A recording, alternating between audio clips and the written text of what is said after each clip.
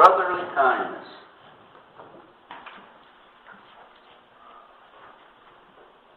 Brotherly kindness. You know, I have been in classes before, like we had this morning, where we discussed something we didn't all agree on. And it has gotten so bad that tempers have flared, that people have gotten mad, and in some cases people have gotten up and they have left. Okay? I think we saw a little of this morning in our adult class. And I'm going to say this again, and this is my own opinion. Two things that made the United States of America great is that people in the United States of America were not afraid to discuss religion. They were not afraid to discuss politics. They would argue religion and politics. Within the 20th century, is as soon as I know when it happened, it might have happened before that, but since I'm the oldest man here, I'm going to say that it's happened in my lifetime. Don't discuss religion or politics because you'll make somebody mad. If I get mad at you, I'm sorry, Mike. That just automatically, I point at myself. If I got mad at you because we disagree, that shows a lack of maturity on my part. If I get mad because somebody disagrees with me, that shows immaturity on my part. Now, I have gotten frustrated when I know I'm right and when I'm studying the Bible with somebody, and I get frustrated not with them, but with me. As a teacher, I get frustrated when I cannot teach somebody what I need to teach them. Okay, now he says, brotherly kindness. Now here is our ultimate right here. And to brotherly kindness, love. This takes it a step beyond this. Mike and I are like brothers. We grew up together. I have no idea how old Mike was when he moved there. Do you remember how old you were? 12. Were you 12? When I moved on Burr Street, I lived over on around the corner already when I was probably 6 or 8. But was I playing with you when you were 6 or 8, or was it until you got 12? I think we played together before that, didn't we? But you know, we've known each other all our lives. We're like brothers. We know the same people. He knows stuff about me that I hope he doesn't tell anybody. But you know, that's brothers. Jesus said, love your enemies. Our culture has misrepresented love. Love is a warm, cuddly feeling that I get when I hug my teddy bear. Love is a commitment. Love is 1 Corinthians chapter 13. Love is, and it never says it's an emotion. Love is doing the right thing for somebody else, even though you may not feel like it. You know, Deanna hates, and I'm going to use a strong word there, she hates changing a dirty diaper. How many times have you done it? You said twice? Twice. Why would she change a dirty diaper when she hates to do it? Because she knows it needs done and nobody's there to do it. Now, if I'm there, she'll say, Papa, Kyler's got a dirty diaper. I said, well, change it. I dare you. You know. But there, you look at it. How many times have we seen women, especially, sometimes men, but usually the man loses his health and his wife takes care of him? Okay, that's what love is. You do what's right even if you don't feel like it. Okay. Actually, folks, I'm going to have to skip that last one. But I want you to read it.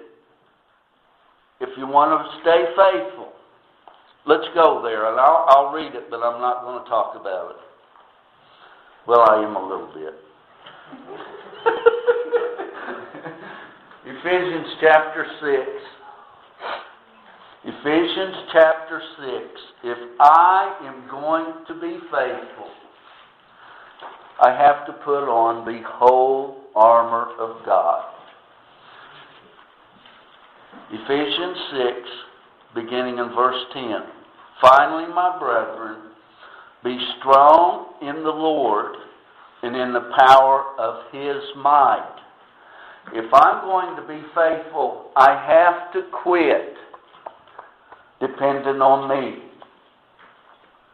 I have to quit trusting in my power to have the ability to do everything God tells me to do, to overcome every temptation. I have to quit trusting myself. Let go, let God. Be strong in the Lord and in the power of His might, not my own strength. Put on the whole armor of God that you may be able to stand against the wiles of the devil. For we do not wrestle against flesh and blood, but against principalities, against powers, against the rulers of the darkness of this age, against spiritual hosts of wickedness in the heavenly places. Therefore, take up the whole armor of God, that you may be able to withstand in the evil day, and having done all, to stand. I don't know about you, but that gave me goosebumps. To stand in the evil day, and having done all, to stand. Right there. Where do we get that perseverance? Right there. And then he goes through the Christian armor. All of these are based on the Word of God. And I don't know, I might even preach this next week. I have the right to choose. Stand therefore, having girded your waist with truth, having put on the breastplate of righteousness, having shod your feet with the preparation of the gospel of peace. Above all, taking the shield of faith, with which you will be able to quench all the fiery darts of the wicked one. Take the helmet of salvation and the sword of the Spirit, which is the Word of God. Praying always with all prayer and supplication in the Spirit, being watchful to this end with all perseverance and supplication for all the saints, and for me, that utterance may be given to me, that I may open my mouth boldly to make known the mystery of the gospel. You guys need to pray for me, just like that right there. For which I am an ambassador in chains, that in it I may speak boldly as I ought to speak. If I'm not bold, if I am not confident when I preach the gospel to you, can I expect you to be bold and confident if I'm not? You guys need to pray for me. God, make Jerry have the courage that he's supposed to have to stay faithful as our minister. Okay? God gives us assurance of salvation. As long as I'm faithful, I have salvation. The only time I lose my salvation is when I become unfaithful. When do I become unfaithful? By their fruits you shall know them. Okay? I'm sure that God knows me better than any of you. He knows when I turn away. Even if I continue coming Sunday after Sunday and preach and fellowship, God knows when I become unfaithful. And I think, in all probability, I'll know when I become unfaithful. I will know when I am not going to go to heaven.